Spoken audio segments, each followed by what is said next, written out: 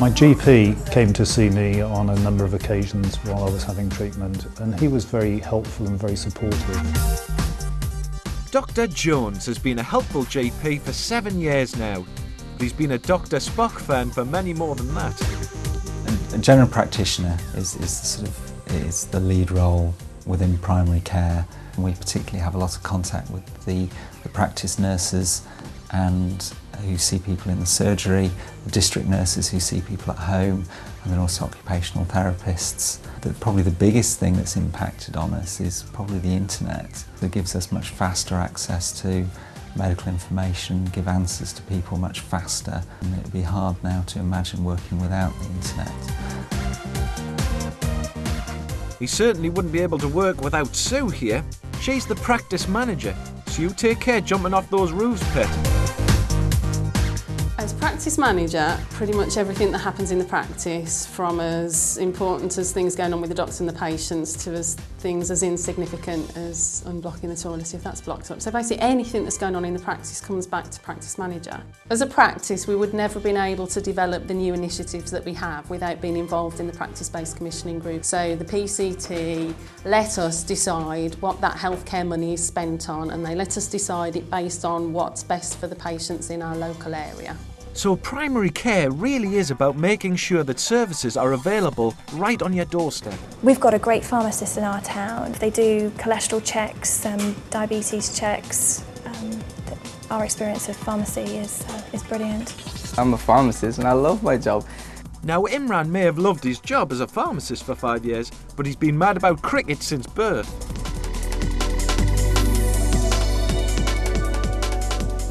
To be a pharmacist, it's 4 years in university and then 1 year as a practical training, and it's a brilliant profession. A doctor needs a pharmacist needs a doctor. We do weight management for people who are overweight. We provide vaccination. When somebody's in problem, if you can help them there, that's the best time. That's the best thing you can do for anybody. Thank you very much. Bye. Now you lads out there might not have thought about being a midwife, but do you really know what they get up to? They'll listen to the heartbeat and measure your tummy to see how big you are. Jill's been measuring mum's tums for 11 years now, but I don't think she'd let them come potholing with her, do you?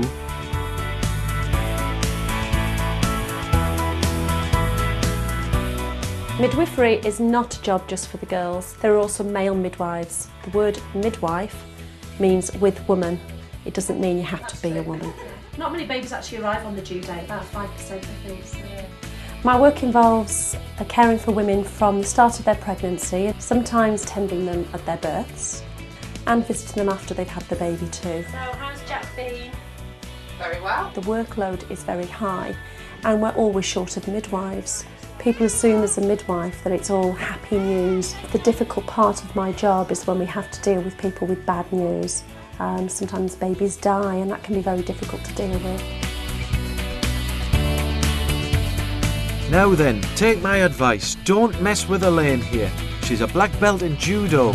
Little wonder then that she's been a health and fitness manager for 5 years. My job really is working in the community, trying to get people to live better lifestyles, change the way they eat, the way they do their exercise. Are you ready? But we do a lot of exercise sessions for the members of the public. We have specialist rooms for baby services where we do baby clinics. We also do one-to-one sessions which are referrals from a healthcare practitioner so that they can incorporate exercise into their lives which will benefit their health. Another way to benefit your health has got to be to quit smoking. Now Helen here loves to water ski, so there's no way she could smoke anyhow.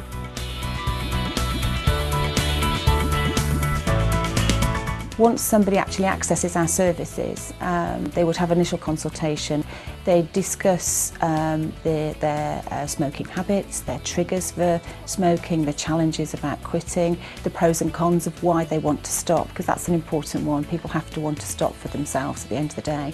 I wanted to stay fit. I didn't want to see myself being pushed around in a wheelchair, something like that. Smoking kills about 100,000 people a year, so it's a really vital service that, all PCTs need to have. And all PCTs also need a cash nurse like Janet. Now, it's nothing to do with money, but she does get to talk about sex all day. How cool is that? CASH stands for the Contraceptive and Sexual Health Service. There's lots of male nurses now, and there's no reason why they can't train to be working the CASH service. Oh, it's great fun, the job is, because you get to meet people of all ages. We get all the way down to girls that are like 14 who just want to know a little bit about sex and family planning. The boys, they've all heard the story about where we stick an umbrella up their willy. Now they just pee in a pot. It's much more acceptable. We want the nation to be more sexually healthy. We want to push them using condoms as well as other forms of contraception. They used to be very popular. Being young does help, not being judgmental, and sometimes just having a laugh with these people to get the message across. My experience with the PCT was 12 years ago. I discovered a breast lump. In fact, I did have breast cancer. As a radiographer, Catherine helps cancer patients every day, and she's often the first in line to spot a problem. Radiography has developed greatly from general radiography that we do here, but also into CT and MRI and also ultrasound. And how many weeks are you now? 15. Just a heart flickering in the middle there. This is baby's spine along the bottom. One of the things about radiography is there's opportunity to go into forensic radiography to identify things like Egyptian mummies, the date of them. It looks absolutely normal on the scans, so we'll send a report back to your GP. Thank you. I had a wonderful breast care nurse who really got me on my feet again. Julie's been helping patients back on their feet for 14 years. I wonder if she plays the guitar on the ward. Initially, I came into nursing to be in a caring career. We never know when we're going to be unwell ourselves, and you would hope there would be somebody who would take care of us. Julie's manager. Confused? Well, not as much as Julie, poor love. She supports Liverpool. On Andrew Ward, there is myself who's the ward manager, 2 sisters, then we've got the staff nurses and the clinical support workers. I like my job because it's the old cliche, we're here to help people, and it is good to see people get better to be going home again.